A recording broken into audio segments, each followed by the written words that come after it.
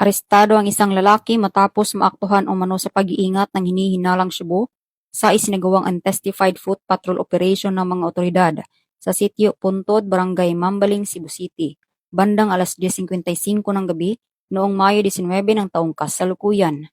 Kinilala ni Police Captain Arnel S. Ancheta, officer in charge ng Police Station 11 CCPO, ang suspect na si alias Bern, 36 anyos, isang high-value individual na residente ng sitio ng Kaavil, Barangay Quiyot Pardo, Cebu City. Ayon sa ulat, nahuli umano sa akto ang suspect sa pamamagitan ng plain view operation na nagresulta sa kanyang pagkakaaresto. Nakumpiska mula sa suspect ang isang malaking heat-sealed transparent plastic na naglalaman ng hinihinalang shabu. Tinatayang may bigat na 50 gramo ang nakuhang iligal na droga na may standard drug price na umaabot sa 340,000 pesos.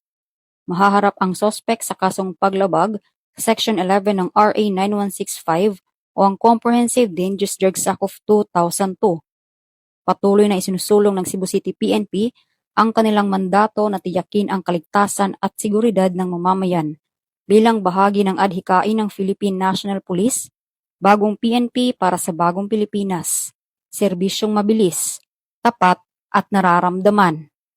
Mula dito sa Central Visayas, ako inyong Police News Network Correspondent, Patrolwoman Flora May Asares, alagad ng batas, tagataguyod ng Balitang Pulis.